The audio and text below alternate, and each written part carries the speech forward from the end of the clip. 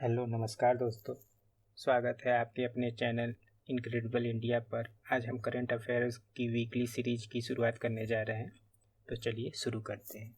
आज की क्लास में जो हमारा करंट अफेयर का जो वीक के लिया गया है वह 4 सितंबर से 12 सितंबर के बीच का है। तो चलिए शुरू करते हैं आज की पहली क्लास। आज की क्लास के पहला क्वेश्चन है, सर्वाइकल कैंसर के लिए भारत की पहली स्वदेशी रूप से विकसित वैक्सीन सिरोवैक किसके द्वारा निर्मित किया गया है? तो इसका आंसर है सीरम इंस्टीट्यूट ऑफ इंडिया। ठीक है, अब हम देख लेते हैं कि पहले इस क्वेश्चन को थोड़ा समझ लेते हैं। क्वेश्चन में क्या कहा है, जो कि सर्वाइकल कैंसर है, इसके लिए भारत ने बहुत अग्रणी रूप से काम करते हुए जो इसके लिए एक वैक्सीन स्वदेशी रूप से वैक्सीन विकसित की है, जिसका नाम है सेरेवैक।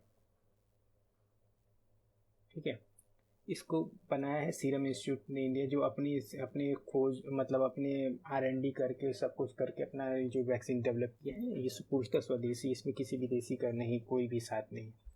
सीरम इंस्टीट्यूट कहाँ पे है? ये पुणे में है। ठीक है, इसके MD कौन है? इसके MD है साइरस पूनावाला। ठीक है, अभी सीरम इंस्टीट्यूट ने जो अभी भारत पूरे विश्व में कोविड फैला था, कोविड-19, इसमें इसने इसको रोकथाम के लिए जो वैक्सीन बनाई उसके लिए बहुत मतलब अग्रणी है। इसके लिए इसे देश विदेशों में वैक्सीन बनाने के लिए जाना जाता है। तो कोविड का पहले तो हम ये जान लेते हैं कोविड का फुल फॉर्म क्या है। कोविड का फुल फॉर्म है SARS-CoV-2। ठीक है, ये क्वेश्चन पूछ चुका है कि कोविड का फुल फॉर्म क्या है, तो कोविड का फुल फॉर्म है SARS-CoV-2। ठीक है, इसे कहा जाता है ये चीन के वुहान शहर से फैला था, पर धीरे धीरे पूरे विश्व में फैल गया। अब इसको देख लेते हैं। इसके लिए सीरम इंस्टीट्यूट ने कौन सा काम बहुत अग्रणी काम किया है। जो पहला काम किया है तो सीरम इंस्टीट्यूट ने जो पूरे विश्व की पहली वैक्सीन जो डेवलप हुई थी उसका नाम है कोविशील्ड। ठीक है, इस कोविशील्ड को किसने बनाया था? एक तो सीरम इंस्टीट्यूट ऑफ इंडिया ने द्वारा बनाया गया था, मतलब इसका साथ साथ कौन और सहयोग किया दिया था? ऑक्सफोर्ड ने, ऑक्सफोर्ड विश्वविद्यालय के जो और एस्ट्राजेनेका द्वारा। ठीक है, इनके दोनों का आपसी सहयोग से इस कोविशील्ड वैक्सीन का निर्माण किया गया था।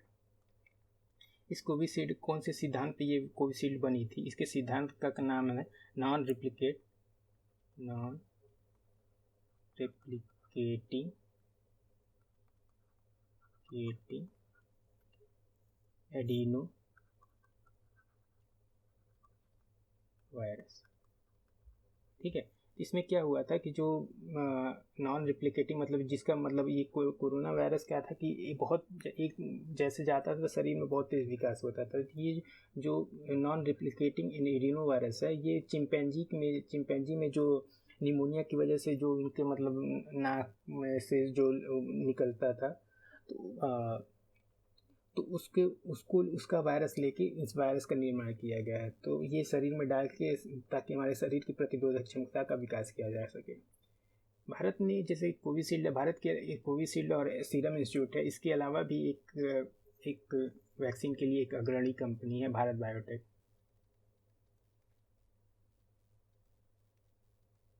ठीक है, भारत बायोटेक एक अग्रणी कंपनी है जिसने वैक्सीन निर्माण में बहुत अच्छे रिजल्ट दिए हैं। उसके द्वारा कौन सी बनाई? तो कोवैक्सीन बनाई थी, कोवैक्सीन का निर्माण किया गया था। इसका कौन से सिद्धांत पे इसने काम कर रहा था? ये इनएक्टिवेटेड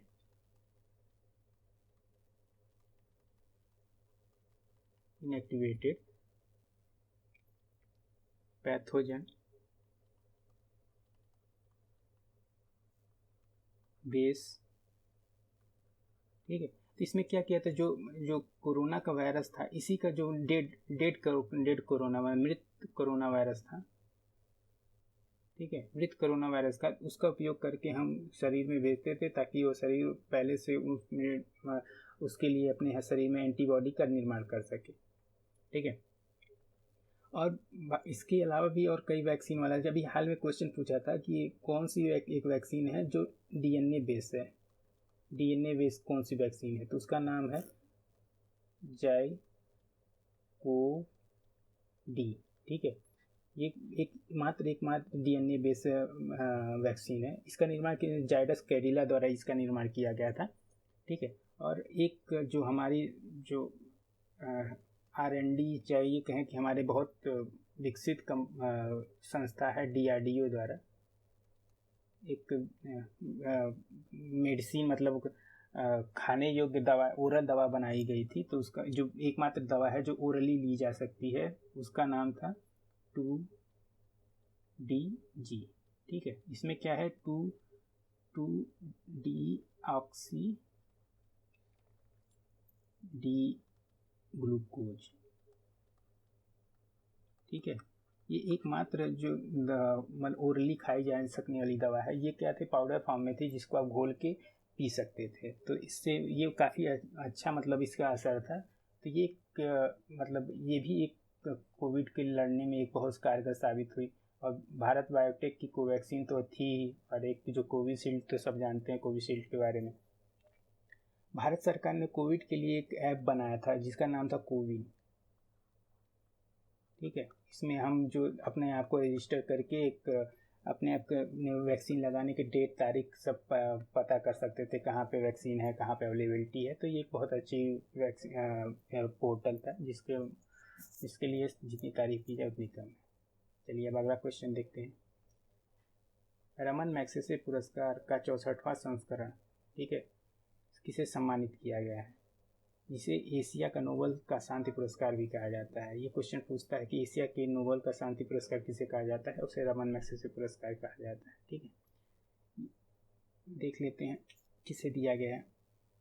ये 4 लोगों को दिया गया है। एक सोथियारा चीम जो कंबोडिया की हैं उनको दिया गया है। बर्नर्ड मैड्रिड ये फिलीपींस की हैं, ठीक है, फिलीपींस के हैं, इनको दिया गया है। तदाशी हटोरी ये जापान के, इनको दिया गया है। गैरी बेंचेगिब इंडोनेशिया के, इनको दिया गया है, ठीक है। तो इन चारों लोगों को रमन मैग्सेसे अवार्ड दिया गया है। ये किस में ये दिया जाता है, ये किसी भी मतलब जो लोगों के सहयोग का काम करते हैं, किसी का काम आसान करते हैं, सामाजिक कार्यकर्ताओं को दिया जाता है जिससे समाज में फैली असमानता को दूर किया जा सके, ठीक है। ये रमन मैग्सेसे अवार्ड भारतीयों को भी दिया गया है, कई भारतीयों को दिया। 2019 में अभी हाल में किसे दिया गया था, 2019 में रवीश कुमार को दिया गया था, ठीक है, रवीश कुमार को दिया गया था। रवीश कुमार को क्यों दिया गया, क्योंकि वे पत्रकार हैं, पत्रकारिता के लिए, ठीक है। 2018 में 2 भारतीयों को मिला था ये, 2018 में 2 भारतीयों के, सोनम वांगचुक और एक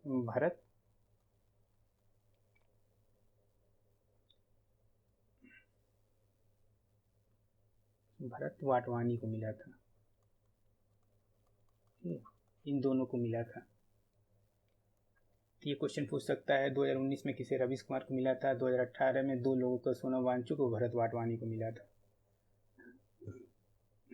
चलिए अब अगला क्वेश्चन देख लेते हैं।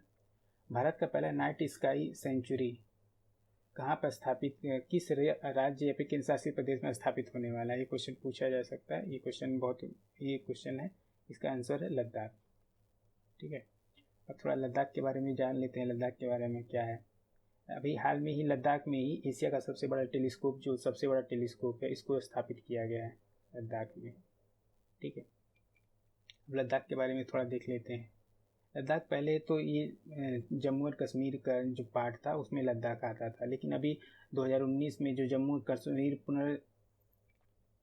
एंड कश्मीर पुनर्गठन अधिनियम बना था, जिसके तहत जम्मू को अलग यूटी और उसमें से अलग करके, जिसमें लद्दाख को अलग करके दोनों अलग अलग यूटी बना दिए थे। तो कौन सा अधिनियम आया था 2019 में, 5 अगस्त 2019 को JNK पुनर्गठन अधिनियम, ठीक है।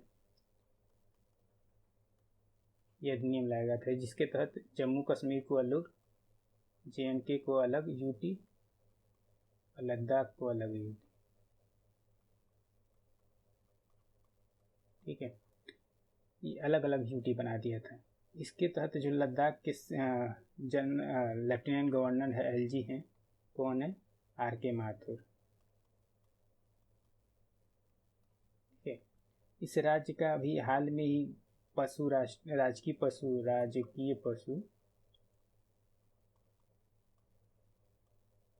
पशु घोषित किया गया है। ठीक है, कौन सा घोषित किया गया है? हिम तेंदुआ। राजकीय पक्षी ब्लैक नेकेड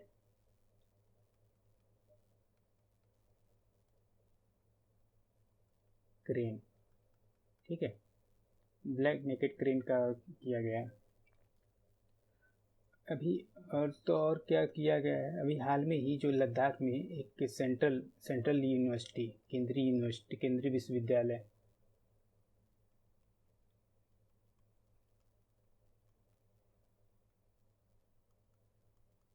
भी खोला जाएगा लद्दाख में। ठीक है, और देख लेते हैं अभी लद्दाख में और क्या किया गया है। एक तो अभी लद्दाख में जो यहाँ का जो त्सो है, त्सोकर वेटलैंड है, त्सोकर वेटलैंड है, इसे रामसर साइट में रामसर स्थल घोषित किया गया है। ठीक है, ये स्थल घोषित किया गया, कौन सा स्थल है? ये 42वां था। ठीक है, और भारत में कुल कितने रामसर स्थल हैं? रामसर स्थल हैं, ये हो गए हैं 75। अभी हमने आज़ादी का कौन सा वर्ष मनाया है? 75वां वर्ष। तो ये याद रखिएगा, कितने रामसर स्थल हो गए? 75। ठीक है, और क्या पूछते हैं? हाँ, अभी एक सबसे ऊंचे टनल का निर्माण किया गया है, जो कि सिंकुला पास है। सिंकुला पास, ये विश्व की सबसे ऊंची टनल है, सबसे ऊंची टनल। ठीक है, इसका निर्माण किसने किया है? BRO ने। और यहाँ का ही एक पूगा गांव है, पूगा गांव। ठीक है, पूगा गांव में अभी एक जियोथर्मल एनर्जी के लिए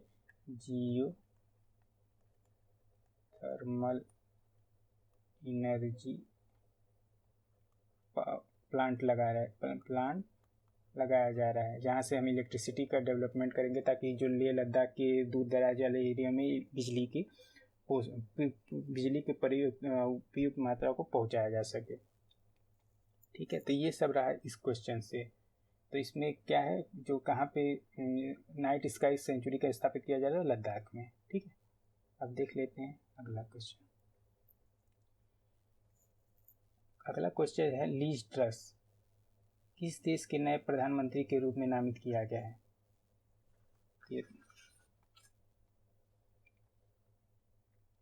ये बनी है यूनाइटेड किंगडम की, यानी ब्रिटेन की। ठीक है, ब्रिटेन की बनी है। ये किस पार्टी की थी? कंजर्वेटिव पार्टी की। ठीक है, ये प्रधानमंत्री बनने वाली तीसरी महिला प्रधानमंत्री हैं। इससे पहले कौन कौन सी प्रधानमंत्री बन चुकी हैं? ये बन चुकी हैं मार्गरेट थैचर,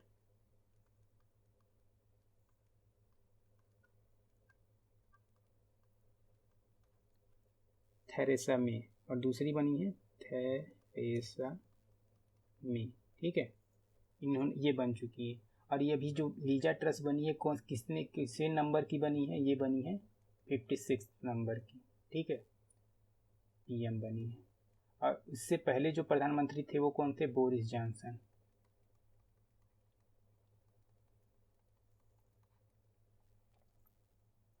ठीक है, ये कौन सी पार्टी के थे? ये भी कंजर्वेटिव पार्टी के थे।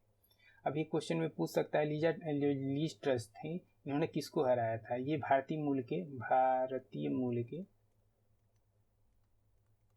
कौन से? ऋषि सुनक को इन्होंने हराया था।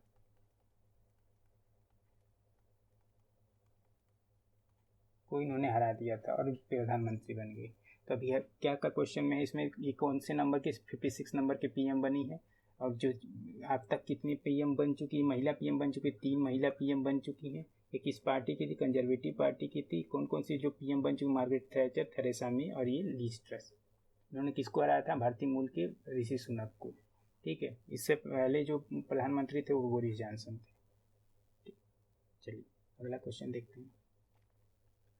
कोविड-19 वैक्सीन की सुई मुक्त सांस संस्करण, मतलब नेजल सिस्टम से, सुई से नहीं, अब सुई लगाने की ज़रूरत नहीं होगी, हमें सीधे नाक में डाल के हम नेजल कर देंगे, स्प्रे कर देंगे, जिससे वो सेम वही फंक्शन करेगा जो वैक्सीन हमारे सुई लगाने से काम करता है। ये लोग पहला देश कौन सा है? तो ये पहला देश कौन सा है? ये है चीन। ठीक है, चीन के बारे में देख लेते हैं। चीन के राष्ट्रपति कौन है? Xi Jinping.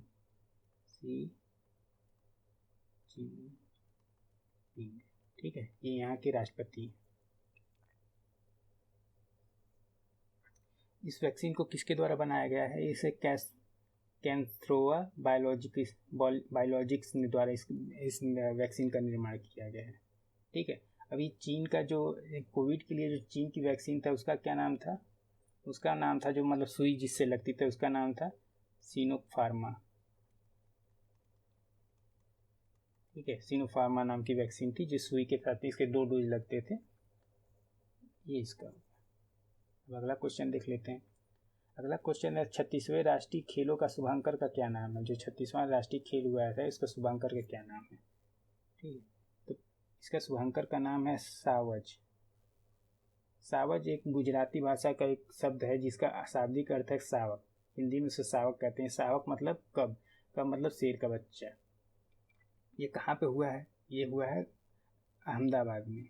अहमदाबाद में कहाँ? गुजरात, मतलब गुजरात के अहमदाबाद शहर में हुआ है। जो कहाँ का हुआ है? 29 सितंबर से 12 अक्टूबर के बीच में हुआ है। ठीक है,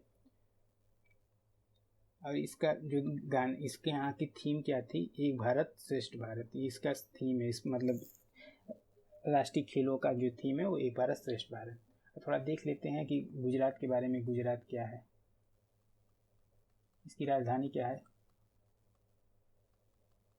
इसकी राजधानी है गांधीनगर। ठीक है, इसके सीएम कौन है? भूपेंद्र पटेल। ठीक है, इसके सीएम है। इसके राज्यपाल कौन है? आचार्य देवव्रत।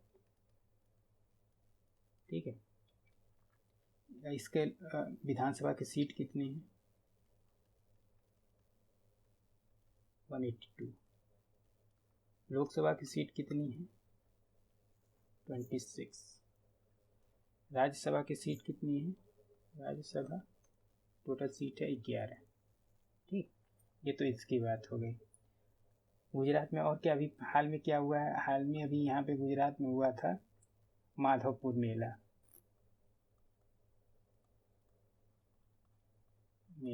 जिसमें राष्ट्रपति के रामनाथ कोविंद गए थे इस मेले के उद्घाटन के लिए।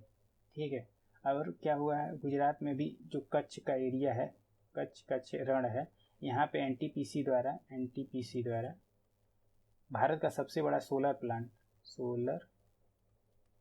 प्लांट जिसकी कैपेसिटी होगी 75 गीगावाट का निर्माण करने की बात कही है। तो ये सब भारत का सबसे बड़ा जो सोलर प्लांट लगेगा वो कच्छ में लगेगा, गुजरात में। ठीक है, क्वेश्चन पूछ सकता है। और गुजरात के ही अभी हाल में जो निर्यात शुरू किया है उसने श्रीलंका आदि क्षेत्रों के लिए, श्रीलंका में, मलेशिया में निर्यात शुरू किया है। किस चीज़ का? जो यहाँ का जो जीआई टैग वाला गेहूँ है, जिसका नाम है भालिया गेहूँ है। भालिया गेहूँ, इसे जीआई टैग पर प्राप्त है। ठीक है, इसीलिए इसका निर्यात शुरू कर दिया है। कहाँ के लिए? श्रीलंका और मलेशिया के लिए। और दूसरा क्या है कि जो भालिया गेहूँ ये काफ़ी मीठा है। इसे मतलब कहते हैं गुड़ की तरह मीठा है। ये मीठा बहुत है। ठीक है, मीठा है। भालिया गेहूँ कहाँ का है? गुजरात का। इसे जीआई टैग मिला हुआ है। ठीक है, और यहाँ पे एक चीज़ और गुजरात में हुआ है जो सानंद क्षेत्र है। ये शायद कभी हाल में किसी एग्जाम में पूछा था। सानंद में भारत का सबसे बड़ा logistic park, multi role logistic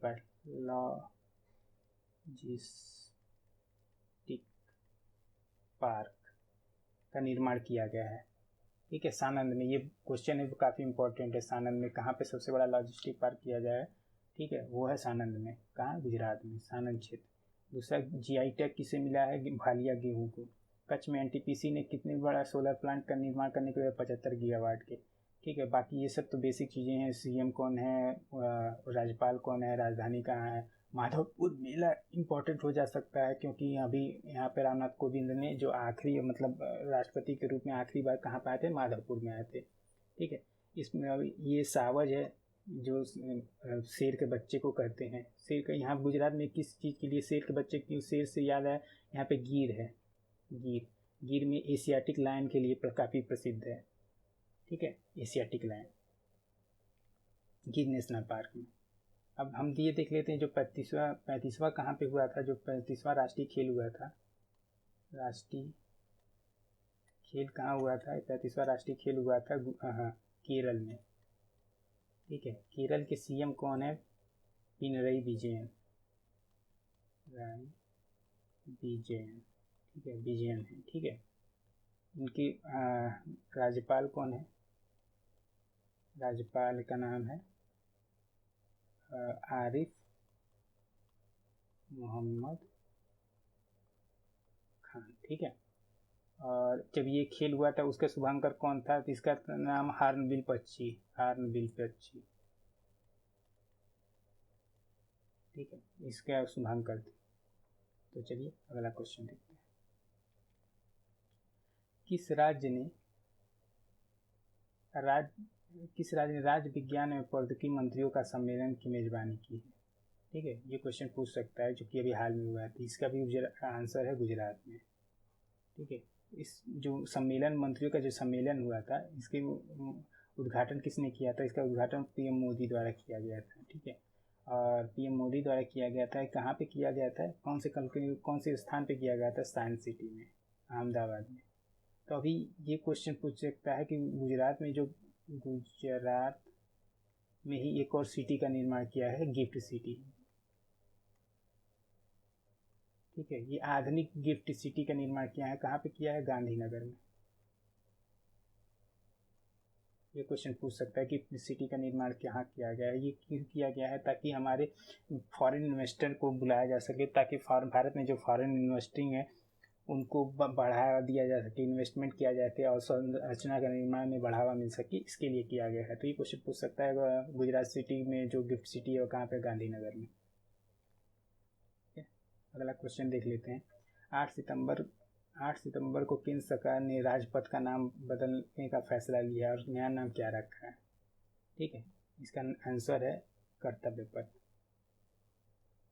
ठीक है। ये कहाँ कर्तव्य पथ? जो राजपथ था, ये राजपथ किस मार्ग को कहते हैं? जो राष्ट्रपति भवन से लगा इंडिया गेट तक की जो मार्ग है उसको हम राजपथ कहते थे। अब लेकिन अब इसका नया नाम हो गया कर्तव्य पथ। ये मोदी द्वारा किया गया है। ये किसके तहत किया गया है? जो अभी यहाँ पे जो सेंट्रल विस्टा प्रोजेक्ट लॉन्च किया गया है, सेंट्रल विस्टा प्रोजेक्ट। इस सेंट्रल विस्टा प्रोजेक्ट के तहत नए संसद भवन का निर्माण होगा। ठीक है, जो कि दिसंबर इस साल 2023 के अंत तक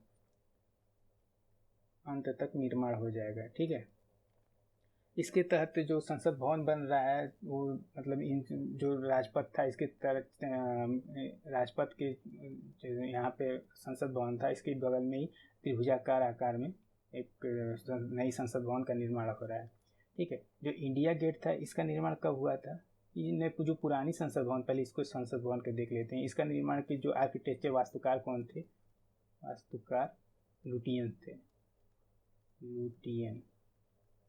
ठीक है, इन्होंने निर्माण करवाया था। जो इंडिया गेट है इसका भी निर्माण लुटियन द्वारा किया गया था।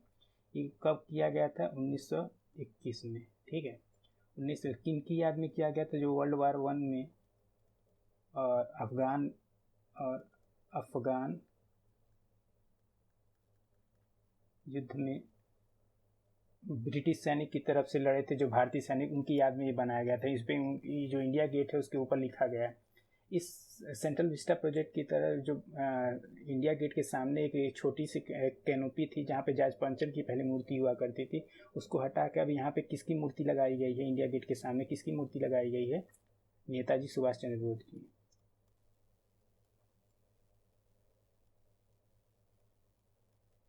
चंद्र बोस की मूर्ति लगाई गई है। ठीक है, नेताजी सुभाष चंद्र बोस कौन थे? जिन्होंने आज़ाद हिंद फौज की निर्माण किया था, और पहले ऐसे भारतीय थे जिन्होंने 1938 और 1939 के 2 कांग्रेस अधिवेशनों पे लगातार में उनको अध्यक्ष बनने का मौका मिला था।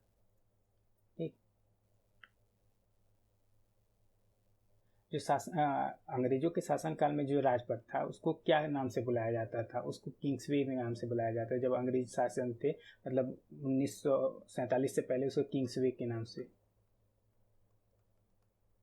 नाम से बुलाया जाता था। बाद में इसका राजपथ नाम पड़ गया, अभी अब इसका नाम कर्तव्य पथ पड़ गया। स्वच्छ वायु और नीला आसमान 2022, ठीक है, यानी international day of clean air and blue sky 2022 के अंतर्राष्ट्रीय दिवस का विषय क्या है? इसका मतलब थीम पूछ रहा है, इस दिवस का थीम क्या है? इसका थीम है the air we share, the air we share. ठीक है, इसका थीम है, तथा ये शुरुआत कब किया गया था? 7 सितंबर को। ये क्वेश्चन पूछ सकता है, क्योंकि इससे जब पहली बार कब मनाया गया था? 2020 में मनाया गया था। ये दूसरी बार मनाया जा रहा है 7 सितंबर 2022 को। अगला क्वेश्चन देख लेते हैं। अगला क्वेश्चन है, कनाडा में भारत के पहले उच्चायुक्त के रूप में नियुक्त किया गया है। अगले उच्चायुक्त के रूप में किसे नियुक्त किया गया है? क्वेश्चन पूछ रहा कनाडा के। ये हैं संजय कुमार वर्मा। ठीक है, ये कब के? 1998 IFS बैच के अधिकारी रहे हैं। इससे अभी ये कहाँ पे हैं? अभी ये वर्तमान में ये जापान के राजदूत हैं। ठीक है, जापान के बोले तो जापान से भी हाल में जो जापान के प्रधानमंत्री थे शिंजो आबे थे, इनकी हत्या कर दी गई थी गोली मार के। ठीक है, शिंजो आबे को पद्म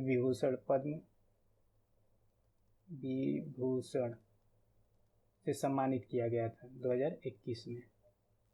ये क्वेश्चन पूछ सकता है। थोड़ा कनाडा के बीच में जान लेते हैं, कनाडा के बारे में। ठीक है, कनाडा की जो राजधानी है वो क्या है?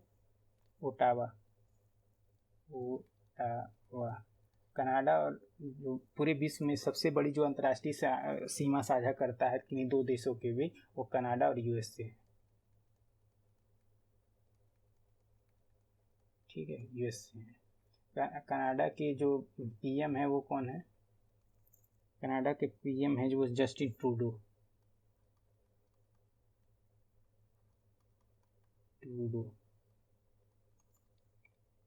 ठीक है, अभी हाल में ही कनाडा एक और चीज़ के लिए न्यूज़ में था। यहाँ पे आपातकाल लगा था।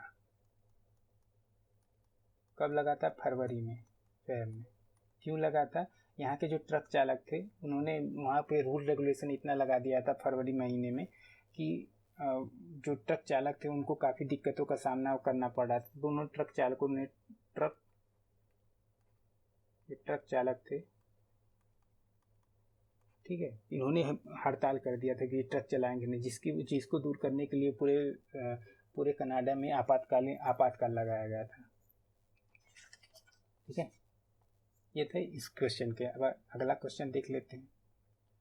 प्रतिष्ठित ज्यूरिख डायमंड लीग फाइनल 2022 जीतने वाले पहले भारत कौन बने हैं? पहले तो ये देख लेते हैं ज्यूरिख डायमंड लीग क्या होता है। ठीक है, ज्यूरिख डायमंड लीग मतलब एक भाला छेपड़ का एक खेल प्रतियोगिता होती है। ये कहाँ पे होती है? स्विट्जरलैंड। ठीक है, स्विट्जरलैंड यानी यूरोप में होता है। इसे जीतने वाले भारतीय बने हैं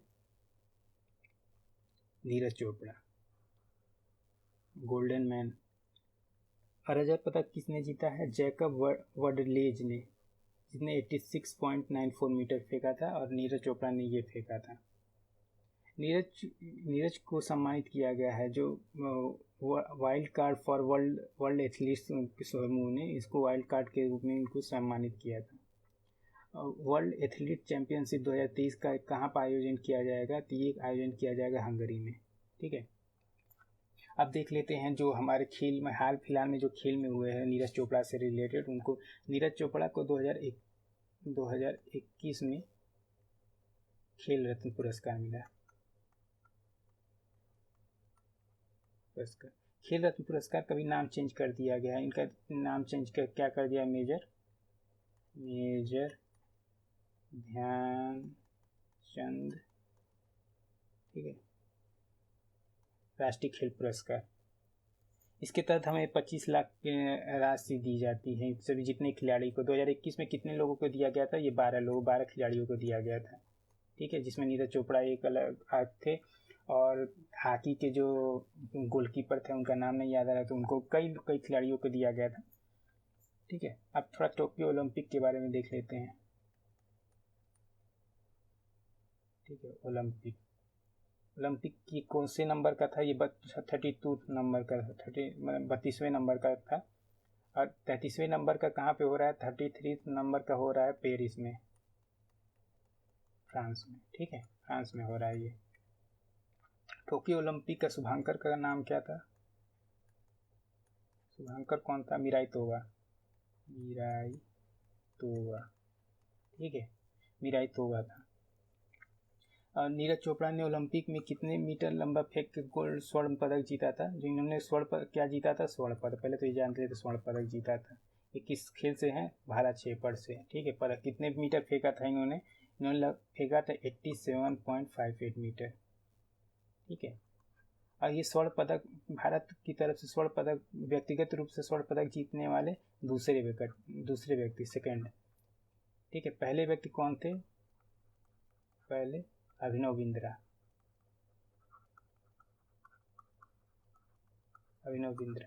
ठीक है, अभिनव बिंद्रा ने कब जीता था, इसे 2008 में बीजिंग ओलंपिक में इन्होंने ये जीता था।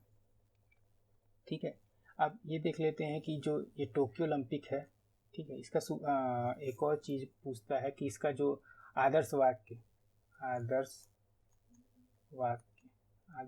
क्या था इसका आदर्श वाक्य पहले तो ये था कि फास्टर, हायर और स्ट्रॉन्गर। ठीक है, लेकिन बाद में जब कोविड 2021 में काफ़ी बहुत जोर से, 2020 में काफ़ी बड़े जोर से था, तो इसको हटा के अभी क्या कर दिया गया है, इसमें एक चीज़ और जोड़ दिया गया है, टुगेदर। ठीक है, तभी इसका आदर्श वाक्य क्या है, फास्टर, हायर, स्ट्रॉन्गर, टुगेदर। ठीक है, ये हो गया। भारत की तरफ से जो ये ओलंपिक में भेजी गई टीम थी, ये अब तक की सबसे बड़ी, मतलब भारत की तरफ से भेजी गई सबसे बड़ी टीम थी, भारत की सबसे बड़ी टीम थी।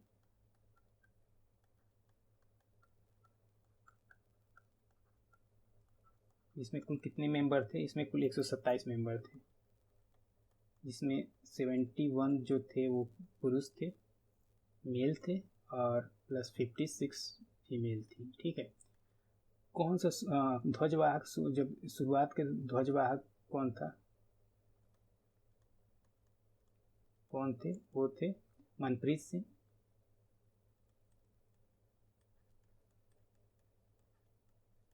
प्लस और उनके साथ किसने दिया था, उनका साथ दिया था MC मैरी कॉम ने। ठीक है, MC मैरी कॉम, मनप्रीत सिंह किस खेल से, हॉकी, और ये मैरी कॉम किस खेल से थी, ये थी बॉक्सिंग। ठीक है, हॉकी में भारत के लिए काफ़ी अच्छा ओलंपिक रहा, क्योंकि भारत ने लगभग 41 साल बाद कोई पदक जीता है। हॉकी में कौन सा पदक इन्होंने जीता, कांस्य पदक जीता था। ठीक है, कांस्य पदक जीता था इन्होंने। और ये इन्होंने जब जीता था 1980 में। ठीक है, 1980 में ओलंपिक में इन्होंने स्वर्ण पदक जीता था। लगभग 41 साल बाद कोई भी पदक जीता था, मतलब कांस्य पदक इन्होंने जीता। किसको हरा के जीता था इन्होंने जर्मनी को हराया था, पेनाल्टी शूट आउट में 5-4 से इन्होंने हराया था। ठीक है, और जो हॉकी में स्वर्ण पदक किसने जीता था, बेल्जियम ने।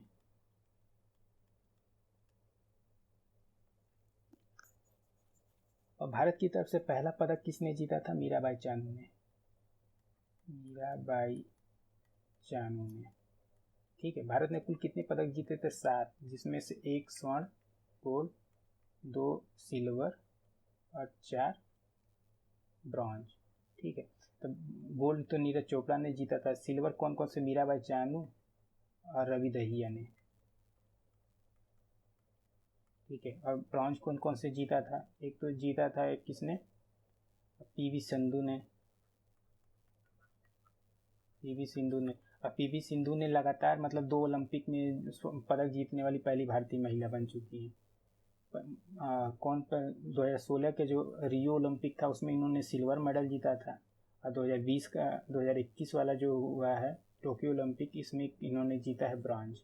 ठीक है, तो ये लगातार 2 ओलंपिक में पदक जीतने वाली पहली महिला तथा दूसरी भारतीय बनी है। पहले भारतीय कौन से थे? उनका नाम था सुशील कुमार। ठीक है, ये हो गया। अब भारत इस ओलंपिक में काफ़ी अच्छी मतलब भारत की तरफ से काफ़ी अच्छे एक पॉजिटिव थिंग्स आए, जैसे कि भारत की तरफ से जो भवानी देवी थी, जो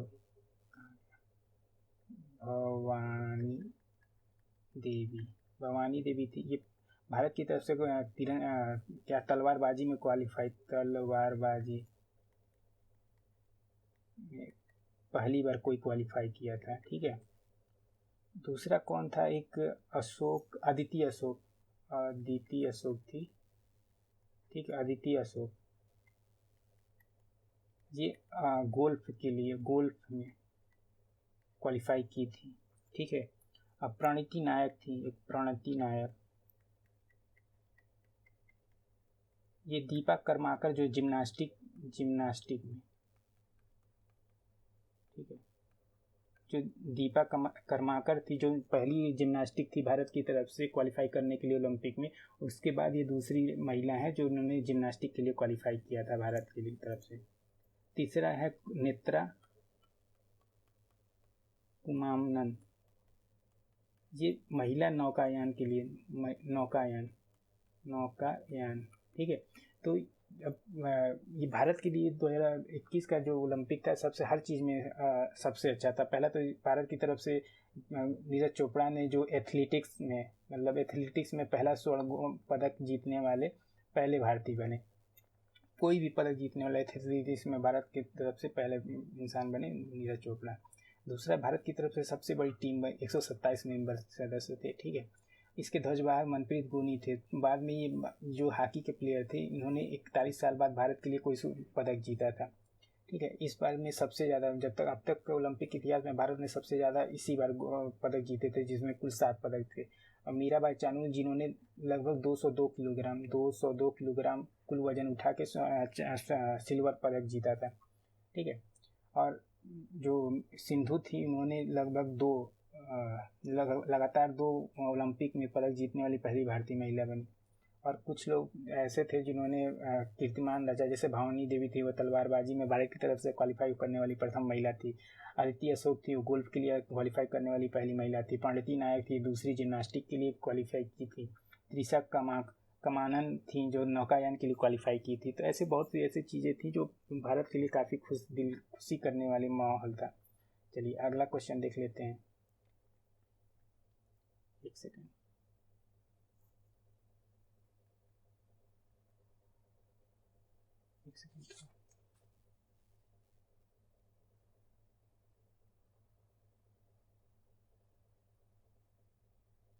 क्वेश्चन दिख नहीं रहा है तो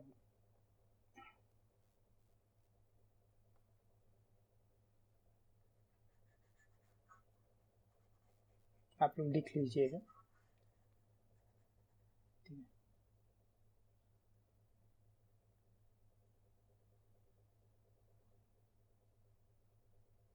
यूनाइटेड किंगडम की सबसे लंबे समय तक राज करने वाली महारानी एलिजाबेथ द्वितीय का निधन हो गया। उन्हें किस वर्ष सिंहासन पर बैठाया गया था? ये क्वेश्चन पूछ सकता है। ठीक है, उन्हें बैठाया गया था 1952 में।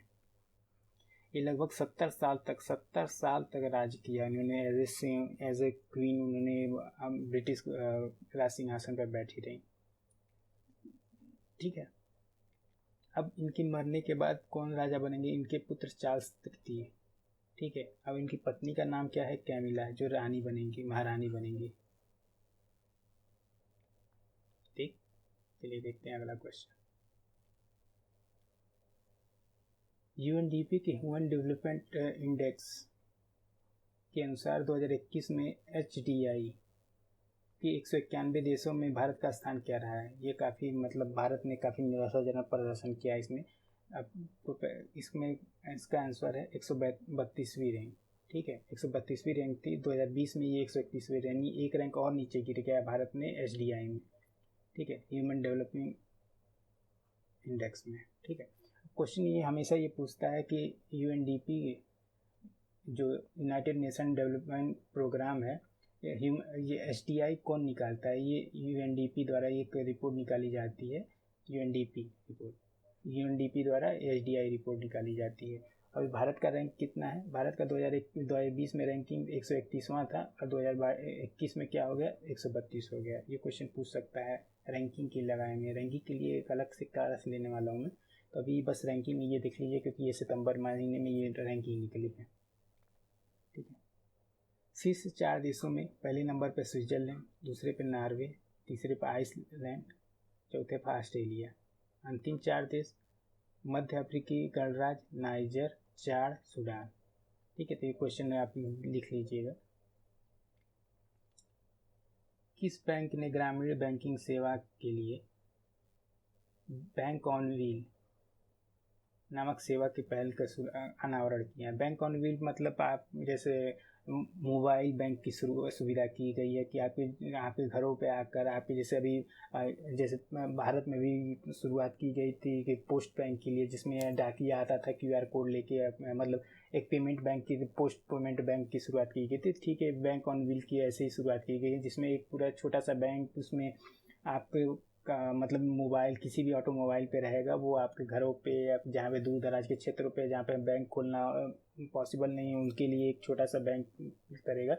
ये शुभारंभ किया गया है इसके द्वारा, HDFC बैंक के द्वारा। ठीक है, कहाँ पे शुरुआत, इसकी पहल की शुरुआत कहाँ की गई है? गुजरात में।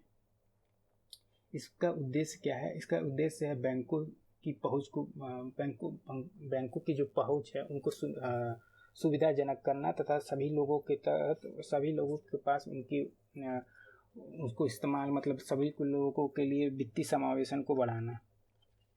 ठीक है, इससे पहले वित्तीय समावेशन के लिए कौन कौन से और काम हो चुके हैं? जैसे 2014 में प्रधानमंत्री जी जो PM मोदी जी PM बने थे, तो 15 अगस्त 2014 को उन्होंने लाल किले की प्राचीर से जनधन अकाउंट खोलने की बात कही थी कि ताकि लोगों का वित्तीय समावेशन को बढ़ाया जाए। तो जनधन अकाउंट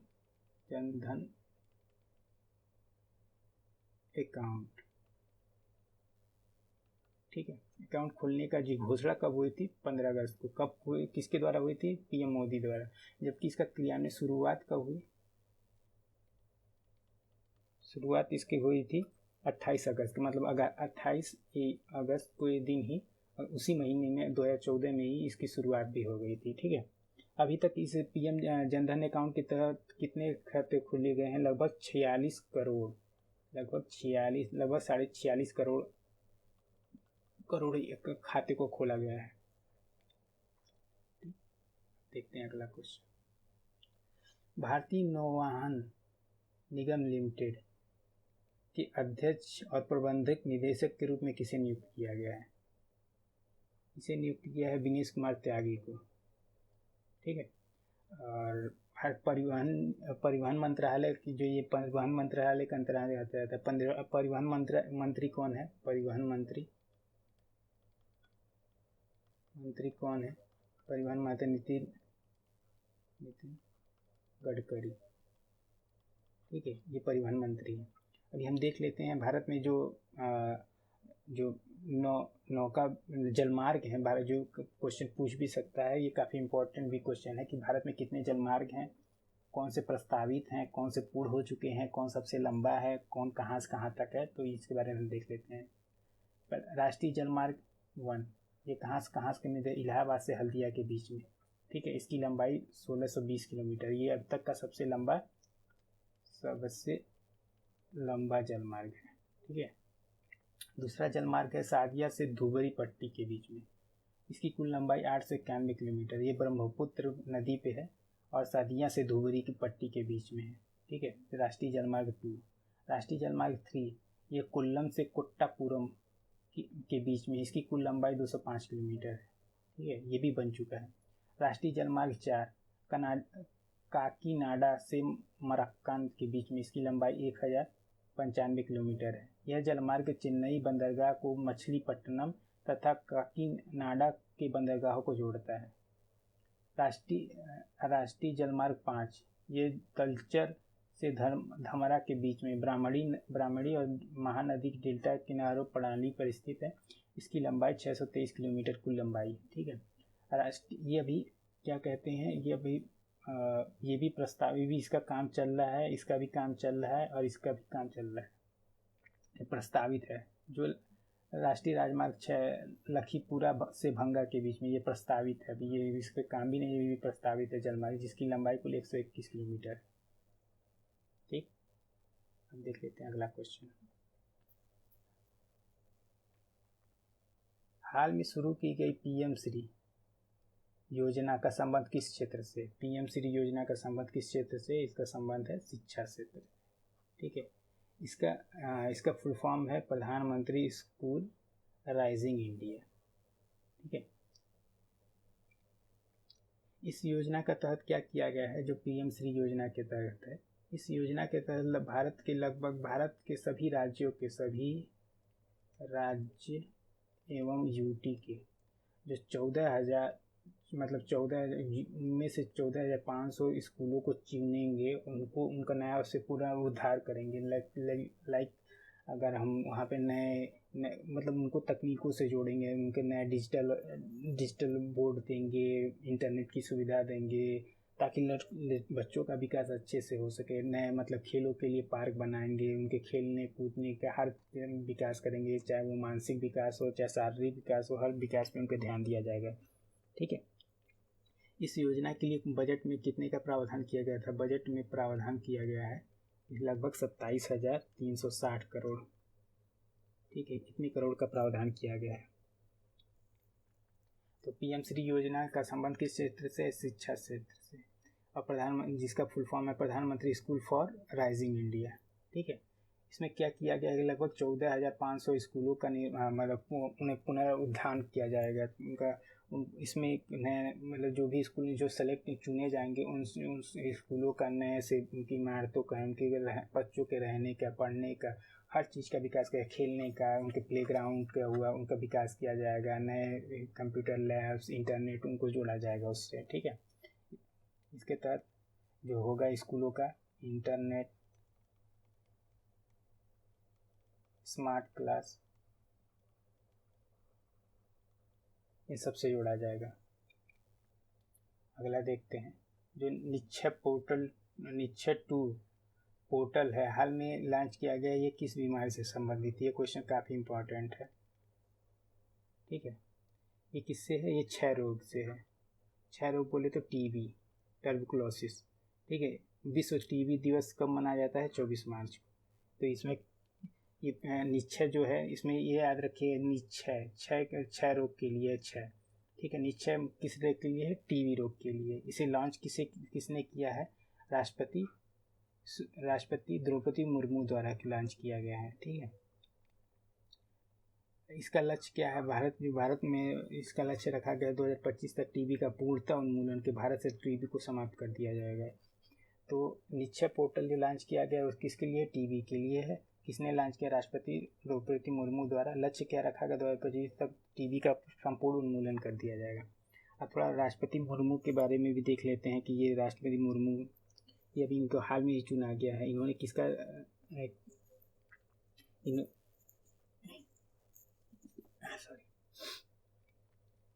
इन्होंने ये कौन सी नंबर की राष्ट्रपति बनी है? 15 नंबर की। ठीक है, इनसे पहले कौन से राष्ट्रपति थे? रामनाथ कोविंद। ठीक है, राष्ट्रपति थे। ये 15वीं नंबर की राष्ट्रपति बनी है। ये पहली जनजाति समूह से संबंधित होने वाली जनजाति समुदाय से आने वाली जो पहली महिला राष्ट्रपति हैं, ठीक है, और पहली जनजाति समुदाय से आने वाली पहली महिला राष्ट्रपति, जो कि भारत की दूसरी सेकंड महिला राष्ट्रपति हैं। पहली महिला राष्ट्रपति कौन थी? प्रतिभा देवी सिंह पाटिल। प्रतिभा देवी पाटिल, ठीक है। ये जो मुर्मू है ये किस राज्य से संबंधित है? उड़ीसा राज्य से, उड़ीसा से संबंधित है, ठीक है। उड़ीसा की रही हैं और ये झारखंड की राज्यपाल भी रह चुकी है।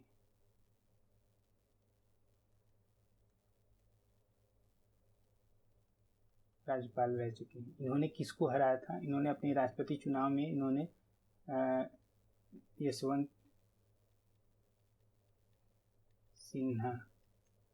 सिन्हा को राष्ट्रपति चुनाव में हराया था, ठीक है। अब थोड़ा राष्ट्रपति के बारे में देख लेते हैं कि राष्ट्रपति के बारे में संविधान में क्या क्या प्रावधान किए गए हैं। संविधान में प्रावधान किए गए आर्टिकल 52, आर्टिकल 54, आर्टिकल 60, आर्टिकल 61, ठीक। आर्टिकल 52 में कहा गया भारत का एक राष्ट्रपति होगा।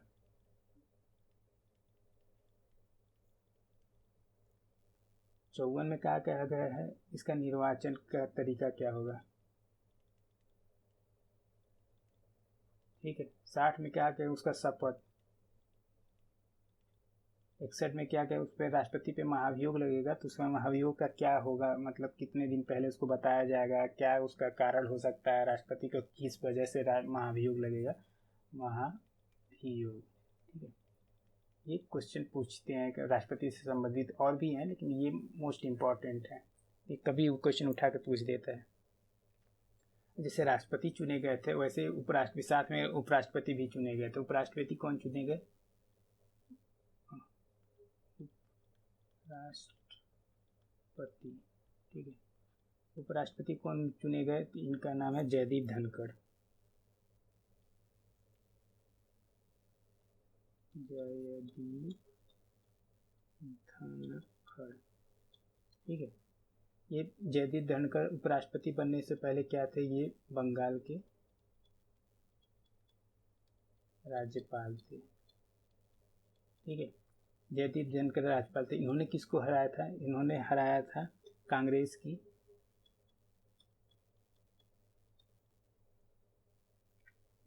मार्गरेट अल्बा को। इन्होंने मार्गरेट अल्बा को हराया था और इन्होंने उसको मतलब हरा के ये उपराष्ट्रपति बने। उपराष्ट्रपति के रूप में उनको मतलब इनको जो वेतन इनको मिलता है, इनको वेतन उपराष्ट्रपति की वजह से नहीं मिलता, बल्कि ये जो राज्यसभा के पदेन सभापति होते हैं, ठीक है। ये पदेन सभापति होते हैं, इस वजह से इनको वेतन मिलता है, न कि इनको राष्ट्रपति होने की वजह से, ठीक है। अगला क्वेश्चन है किस राज्य को best destination for culture award से सम्मानित किया गया है? ये सम्मानित किया है पश्चिम बंगाल को, ठीक है। अब पश्चिम बंगाल के बारे में देख लेते हैं। पश्चिम बंगाल के बारे में क्या क्या अभी हाल फिलहाल में रहा। पश्चिम बंगाल के सीएम कौन है? ममता बनर्जी, ठीक है। इनके यहाँ पे अभी जो राज्यपाल पहले तो जयदीप धनखड़ थे, इनको जगह पे कौन बन चुका है? एल गणेशन, ठीक है। विधानसभा में कितनी सीट है? कितनी सीट है? लगभग 200, यहाँ पे 249 सीटें हैं। लोकसभा की कितनी सीटें हैं? 42, और राज्यसभा की हैं 16, ठीक है। अभी हाल में पश्चिम बंगाल एक चीज़ और के लिए चर्चा में रहा था, वो था यहाँ पे विश्व का सबसे बड़ा धार्मिक स्मारक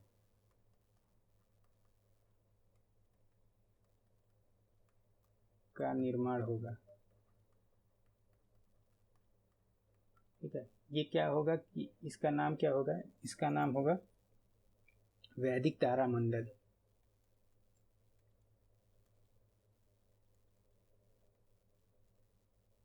ठीक है, ये निर्माण होगा तो ये इस्कान जो टेम्पल होते हैं, इस्कान टेम्पल का मुख्यालय होगा। ठीक है, इससे पहले जो विश्व का सबसे बड़ा धार्मिक स्मारक स्थल था वो कौन सा, वो अंकोर वाट है, कंबोडिया। ठीक है, कंबोडिया का अंकोर वाट मंदिर है जो विश्व का सबसे बड़ा धार्मिक स्थल है। तो सबसे धार्मिक स्मारक, ये बोल रहा है धार्मिक स्थल नहीं, धार्मिक स्मारक का है, तो वो है वैदिक तारामंडल। ठीक है, जो कि कहाँ पे बन रहा है, कलकत्ता में, पश्चिम बंगाल में।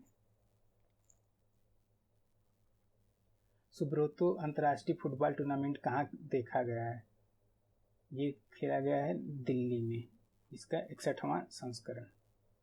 ठीक है, अगला क्वेश्चन देख लेते हैं। भारत का पहला NEP कंप्लेंट लॉ स्कूल कौन सा है, ये क्वेश्चन पूछ सकता है। जो कि NEP जो न्यू एजुकेशन पॉलिसी के तहत कंप्लेंट लॉ स्कूल का निर्माण किया गया है, ये है IILMU ग्रेटर नोएडा, IILMU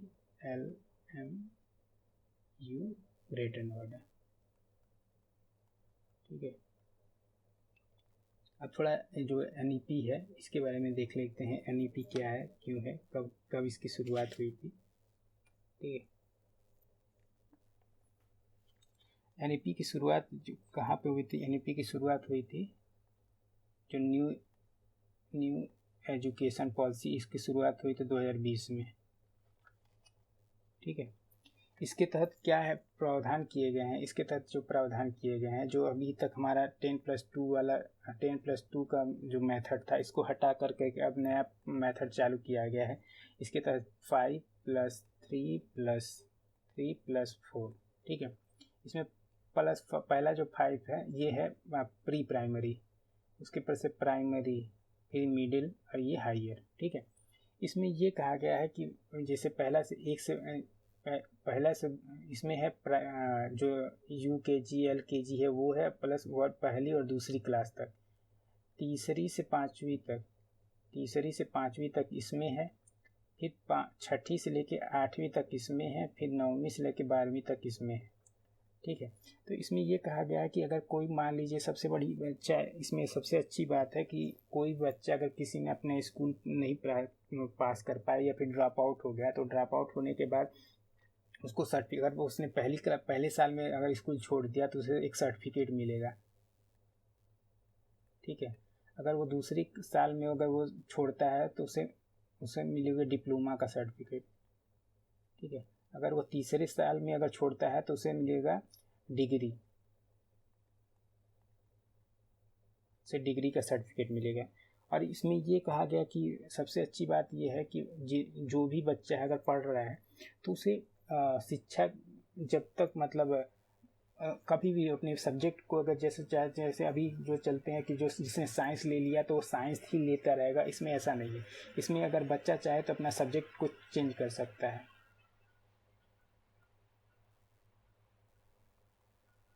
वो अपने हिसाब से सब्जेक्ट ले सकता है। ठीक है, विषय चुनने की जो कहते हैं ना 11वीं 12वीं में, जैसे आप बच्चे ने 10वीं में साइंस ले लिया तो 11वीं 12वीं में उसे साइंस लेना पड़ता है, ऐसा नहीं। अब अगर वो चाहे तो 11वीं 12वीं में साइंस छोड़ के कॉमर्स या फिर कोई भी मतलब सब्जेक्ट ले सकता है। ठीक है, इसमें जो पहला 5 है, इसमें जो शिक्षा होगी वो मातृभाषा में होगी, मातृभाषा में इस्तेमाल किया जाएगा। और क्या है, हाँ ये पूछ सकता है कि भारत में अब तक कितनी शिक्षा नीति आ चुकी है। भारत में अब तक लगभग 3 शिक्षा नीति आ चुकी है, 3 शिक्षा नीति आ चुकी है। पहली शिक्षा नीति कब आई थी, 1968 में, 1968 में। दूसरा शिक्षा नीति आई थी 1986 में। ठीक है, 68 को उल्टा कर देंगे 86 हो जाएगा। अब तीसरी जो शिक्षा नीति मतलब 86 वाली का ही संशोधन किया गया था, तो ये आई थी 1992 में। ठीक है, ये क्वेश्चन पूछ सकता है, भारत में कितनी शिक्षा नीति आ चुकी है? भारत में कुल अब तक 3 शिक्षा नीति आ चुकी है, 68, 86 और 92। ठीक है, और इससे रिलेटेड और क्या क्वेश्चन पूछ सकता है? तो बस इतना ही है। बाकी और कुछ आपको चाहिए तो आप मेरे को मैसेज कर सकते हैं, कमेंट कर सकते हैं मेरे यूट्यूब चैनल पे। Thank you for watching, please like and subscribe. Thank you.